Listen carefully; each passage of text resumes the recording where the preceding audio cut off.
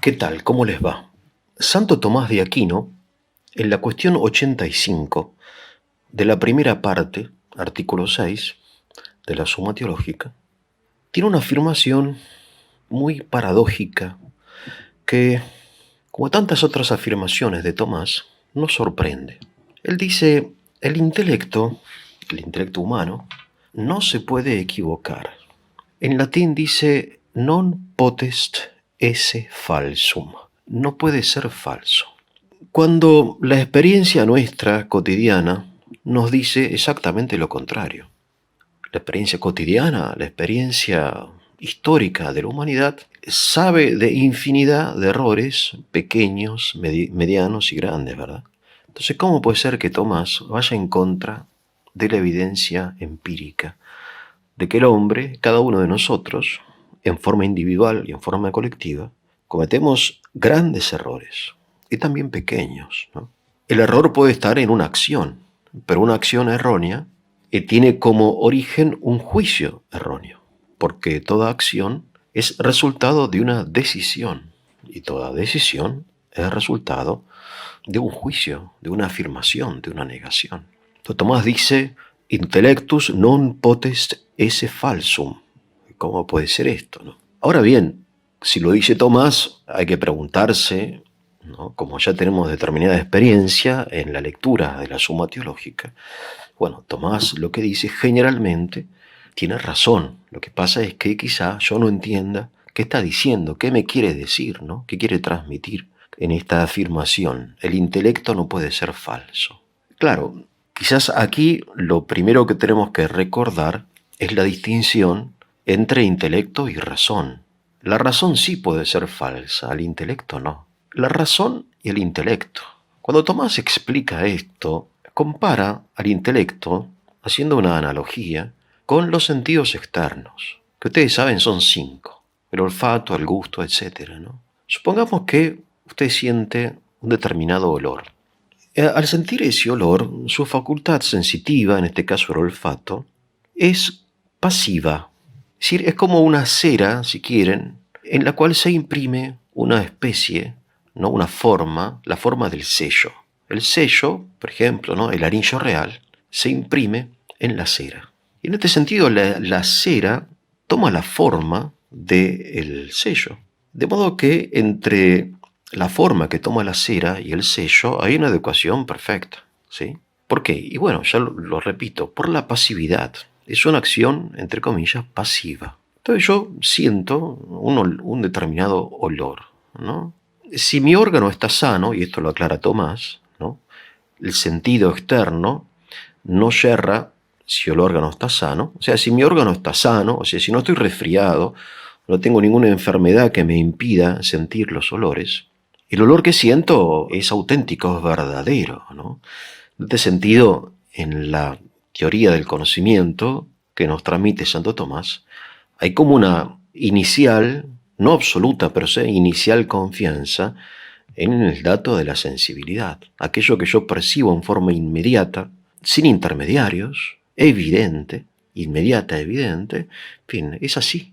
Ahora, yo ese olor lo asocio con otros olores que conservo en mi cerebro.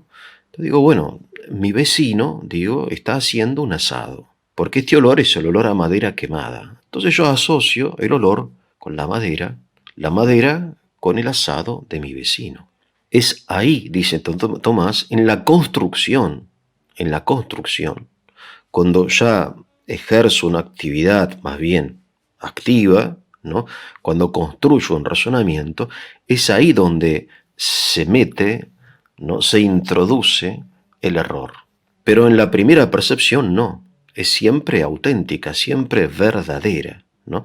No puede ser falsa, dice Tomás. Entonces, yo estoy trabajando, percibo un determinado olor, no le presto en realidad mucha atención, y entonces ese olor me lleva a asociar, porque rememoro, recuerdo, en mi experiencia anterior he sentido ese olor cuando mi vecino hacía asado, etc. Ahora, resulta que no es mi vecino haciendo asado, sino que es un jardinero que está quemando hojas.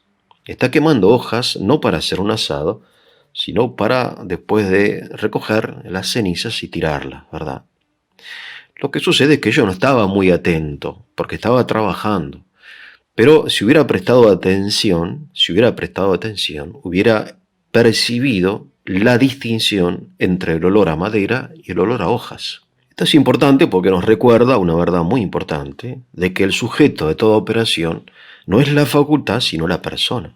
Y en la persona, lo primero que ejerce en la persona, lo principal es la voluntad.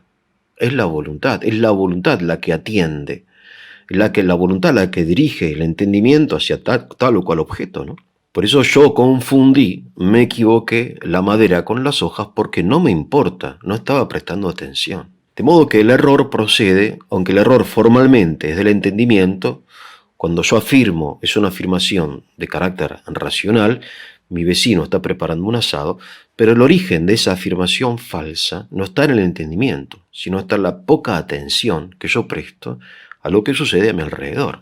Y así cometo infinidad de pequeños errores, ¿verdad? ¿No? Es importante porque los errores provienen fundamentalmente de la falta de interés, del poco interés que ponemos en las cosas. Entonces afirmamos cosas, en fin, de un modo ligero. De todas formas, aquí el tema principal que nos enseña Tomás es que el entendimiento es similar al sentido externo. Es pasivo. El entendimiento es pasivo y después es activo. En cuanto pasivo, se acomoda a su objeto. Así como la cera se acomoda a la forma del sello, el entendimiento se acomoda inmediatamente, espontáneamente, a la quiditas, dice él, de la realidad, ¿no? Ahora bien, cuando yo sobre eso percibido ya empiezo a construir razonamientos, es ahí donde quizá asocie en forma incorrecta, ¿no?, la madera con mi vecino. Esto sucede en forma absolutamente habitual, corriente, en las cosas pequeñas, medianas y grandes, ¿no? Si, por ejemplo, una señorita ve que su novio está hablando por teléfono de una forma muy animada, está muy entretenido, ¿no? Jiji, jaja.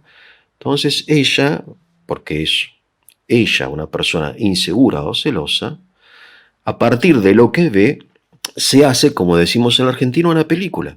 Construye una historia de infidelidad de su novio, ¿no? Pero ella no ve nada más que al chico este que está hablando con un amigo, ¿no? Y está recordando un hecho de la infancia. Pero es ella la que a partir de ese dato sensible construye una historia. Esto lo hacemos en forma permanente y se hace en forma permanente. Es una forma, obviamente, también de manipulación de la gente.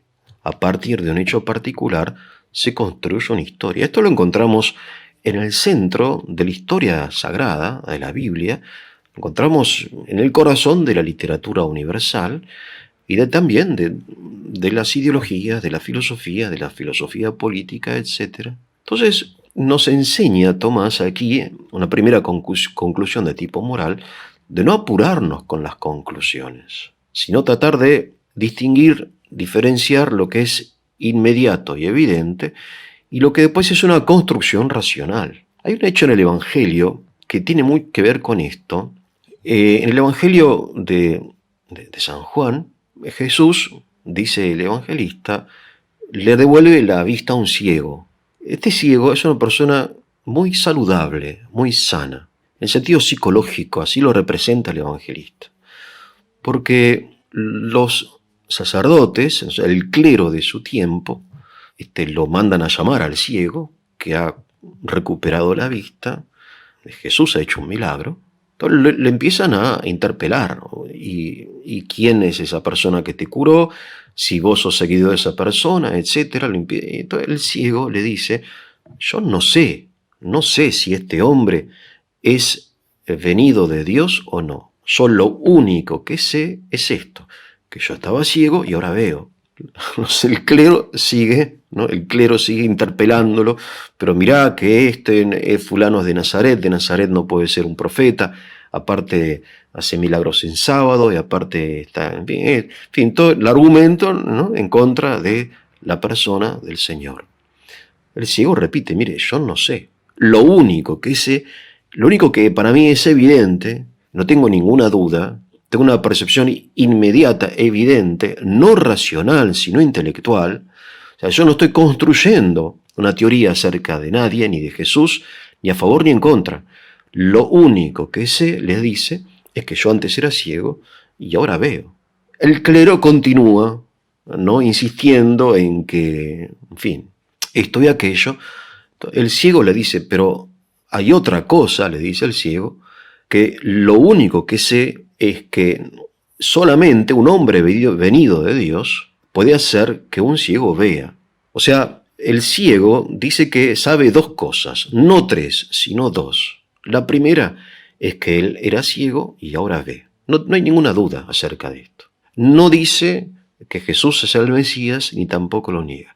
Después dice otra cosa, una segunda cosa, a saber, que solamente Dios puede darle la vista a un ciego. Pero ni siquiera en ese momento él llega a una conclusión que parece aquí legítima y necesaria, a saber, de que Jesús es el enviado de Dios. El ciego no lo dice, porque se limita a lo que es evidente, ¿no?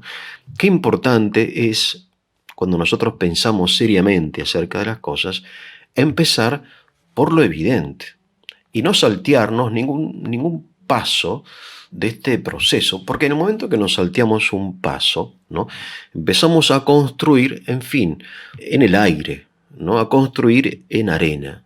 Entonces, hay cosas que son obvias y evidentes, ¿no?, aquello en las cuales nuestra facultad de percepción, ya sea sensible o racional o intelectual, actúa en forma pasiva, y hay cosas que después necesariamente construimos. Ustedes dirán, bueno, pero si es así, ¿para qué construir? ¿No es mejor quedarnos solamente con lo evidente? Esta es una buena objeción. Más de un filósofo lo ha propuesto, ¿no? O sea, a reducir nuestro conocimiento a lo evidente, a lo inmediatamente evidente, a lo que está aquí ahora frente a mí, a esta computadora, a este mate, a este termo que tengo. Claro, sucede que no, que nosotros construimos, ¿no? Es una capacidad bellísima que no solamente tenemos los hombres, sino que tienen los animales, ¿no? El animal construye. Por ejemplo, los pajaritos se lanzan sobre la huerta de los granjeros, de los campesinos, ¿no?, para comerse, en fin, las semillas o picotear las manzanas o la huerta, en fin, no sé. Entonces los campesinos, como no pueden estar todo el tiempo corriendo a los pajaritos, crearon el espantapájaros. El espantapájaros, ustedes saben lo que es, ¿no? Es una figura formada por palos, no sé, cañas, telas, que simula al hombre. El pajarito, como está acostumbrado ya genéticamente de que el hombre es un enemigo, ¿no?, y que cuando ve un hombre tiene que salir corriendo, al ver un espantapájaros, ¿no?, asocia el espantapájaros identificándolo con el hombre. Pero lo que ve el pajarito es verdadero, él ve un espantapájaro. El problema es la asociación que él hace entre el espantapájaro y el hombre. Se equivoca, se equivoca. Ahora, es una equivocación que es necesaria en él, porque si no tuviera esa reacción, entonces hubiera sido víctima quizá de, en fin, de un piedrazo de un niño o de un campesino cansado de que le roben las cosas, ¿no? O sea, para sobrevivir necesitamos saber asociar lo que vemos con el amigo, el enemigo, con el peligro o, al contrario, con la comida, ¿no? El ciervo percibe un olfato, el olfato del león o el olfato, no sé, del cazador, y entonces asocia esto. Ahora, los cazadores, sabiendo esto, ¿qué hacen? Bueno, se ponen del lado de donde no viene el viento para que el ciervo no perciba, o bien imita el ruido de la brama, ¿no? Ustedes saben que los cazadores, para cazar patos, por ejemplo, o cazar ciervos, imitan sonidos que atraen la atención. Lo que pasa es que no es un sonido auténtico. Ahora, lo que siente es muy parecido y entonces lo asocia, lo identifica, y ahí está el error. Bien. De modo que nuestro cerebro está construido en forma de red de neuronas que se relacionan, se enlazan, ¿no?, construyen una imagen, una representación a partir del olor que siento, ¿no? Yo digo, este olor es de madera. Bueno, ahí está el error. Pero este error es absolutamente comprensible y es necesario, ¿no? De modo que el origen de la verdad y el origen del juicio, el origen de toda la construcción que significa este edificio enorme de la ciencia, de la filosofía, en fin, y del arte, es también el origen de enormes errores y prejuicios, ¿no? Por ejemplo, el racismo. El racismo no es más que juzgar a las personas por el color de la piel. Es eso, no es otra cosa. La piel es un aspecto exterior secundario, ¿no?, de la persona. Obviamente el color de la piel no hace ni a la moralidad, ni a la idoneidad, ni a la capacidad moral, ni intelectual, ni ningún tipo, ni espiritual de la persona. Pero construimos sobre el color de la piel, que es una evidencia empírica inmediata, construimos un determinado razonamiento absolutamente injusto y erróneo, ¿no? O sea, hay una distancia entre el entendimiento y la razón, que no es una distancia física, sino que es una distancia lógica, mental. Y sobre esa distancia, en ese lugar, en ese espacio, se introduce el error, ¿no? Por ejemplo, en la literatura universal encontramos, por ejemplo, Shakespeare, la tragedia Otelo, ¿no?, o en la comedia, muchos ruidos y mucho ruido, pocas nueces, precisamente, que a partir de algo que alguien vio, ¿no?, concluyó toda una historia de infidelidad y, en fin, se arma toda una historia que termina, en el caso de la comedia, de una forma feliz, ¿no? Y bien, la percepción inmediata de la cosa por parte de un órgano sano es auténtica y verdadera. El juicio que procede de esa percepción no necesariamente, ¿no? O sea, durante siglos el hombre percibió que el sol y decidió que el sol no solamente está aquí y está allá, lo cual es evidente, en un plano determinado, sino que sale y se pone. Cuando el verbo salir y ponerse no es conclusión necesaria de que una cosa esté en un lugar y después esté en otra, porque puede ser que el movimiento no sea de la cosa, sino que yo me esté moviendo en relación a esa cosa. Y por eso la veo en distintos lugares, pero no porque ella se mueva, sino porque yo me muevo en relación a ella. Lo que pasa es que en el caso del geocentrismo, ¿no?, de la teoría de la centralidad de la Tierra, este geocentrismo estaba reforzado por una concepción religiosa del universo. ¿Verdadera? Sí. En la escala jerárquica de los seres, el hombre ocupa el lugar más alto. Pero de esa concepción religiosa hubo un razonamiento teológico falso, a saber, de que el hombre, al ocupar un lugar prioritario en la escala de los seres, es conveniente y necesario que esté en el centro físico del universo. Pero no se sigue. La centralidad espiritual es una cosa y la centralidad física es otra. O sea, el centro de la República Argentina, desde el punto de vista espiritual, según mi entender, es el santuario de la Virgen de Luján, patrona de nuestra patria. Bien. Pero no está en el centro físico. El centro físico es quizás la provincia de Córdoba o por ahí, ¿no?, en algún lugar. Entonces hay un razonamiento espurio, falso, ¿no?, que se introduce en la teología. El hombre, entonces la tierra, entonces el sol. Fíjense cómo se van encadenando a causa de determinados errores y prejuicios, ¿no? Y esto es lo que vivimos en forma permanente, ¿no? Es decir, yo veo un caso, ¿no?, que me contaron, un hombre torciéndole el brazo a una mujer, ¿no?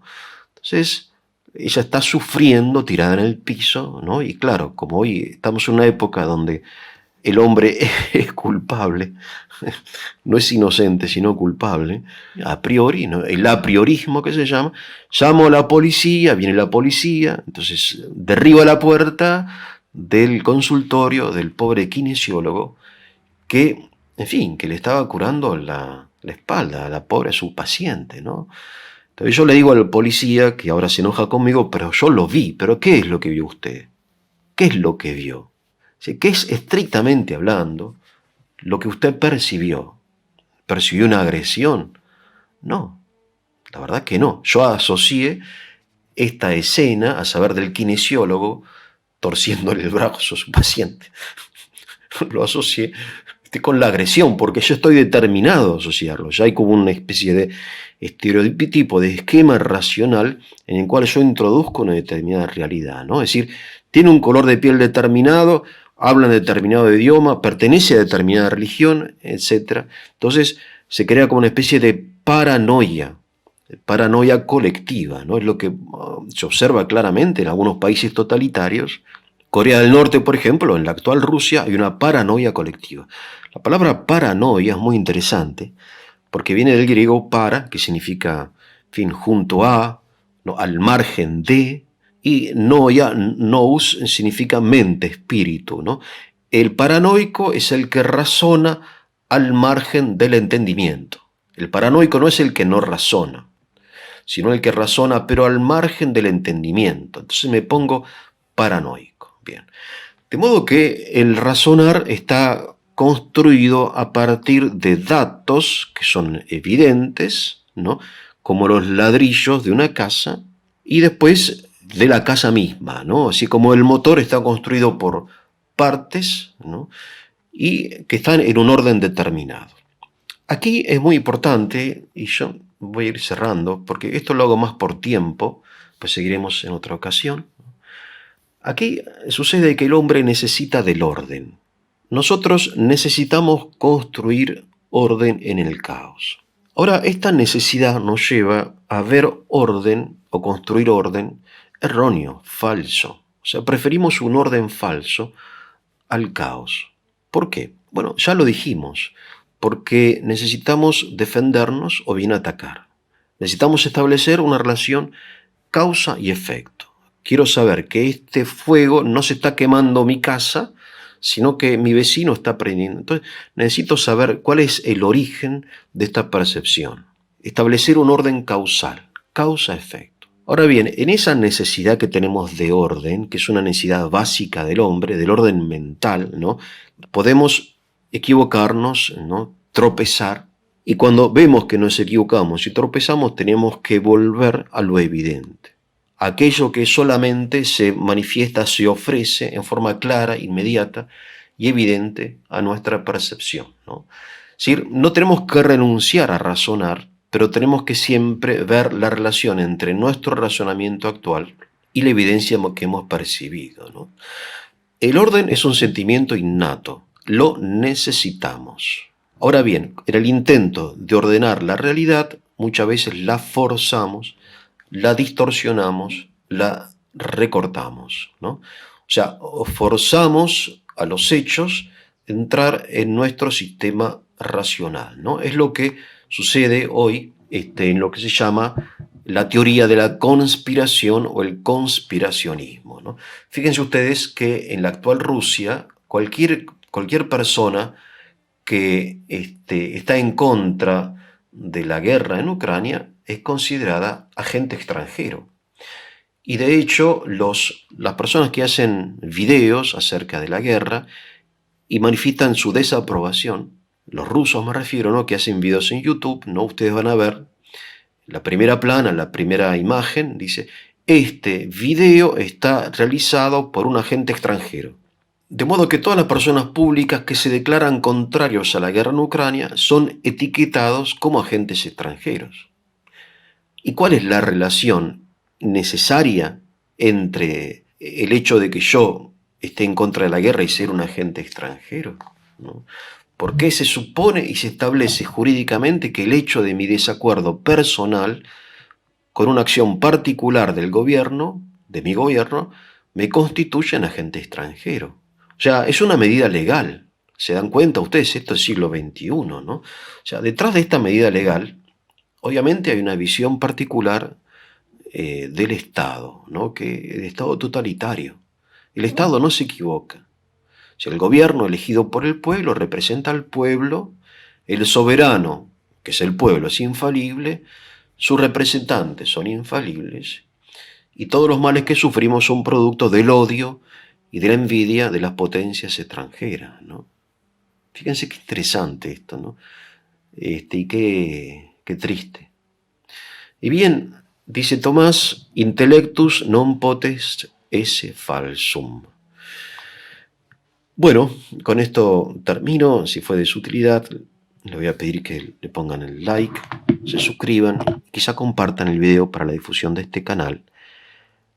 Me despido, que tengan un muy, pero muy buen día.